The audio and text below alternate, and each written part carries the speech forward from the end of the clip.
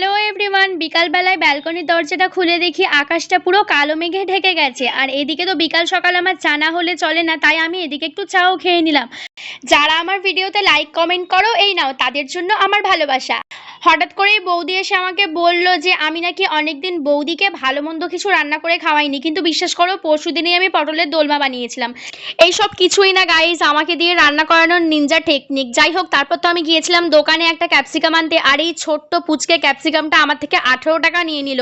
ক্যাপসিকামের দাম শুনে তো আমার মিনি হার্ট অ্যাটাক হয়ে গেছিল। যাই হোক, তারপর উঠে আমি রান্নাটা করে ফেলেছিলাম। এই দেখো, আমি একটা পনিরের রান্নাই করেছিলাম, আর রান্নাটা নাম হলো পনির টিক্কা মশালা। আমি এটা ফার্স্ট টাইম বানিয়েছি, আর এটার পুরো রেসিপিটা তোমাদের আমি নেক্সট ভিডিওতে অবশ্যই দিয়ে দেবো। আর এটা তোমাদের সকলকে রিকোয়েস্ট, একবার হলেও তোমরা এই রান্নাটা বানিয়ে খেও, অসাধারণ খেতে হয়েছিল। আর তারপর তো রাত্রিবেলা বৌদি বানিয়েছিল পরোটা আর মিষ্টি। এভাবেই আমার ডিনারটা কমপ্লিট হলো। ভিডিওটা কেমন লাগলো জানিও।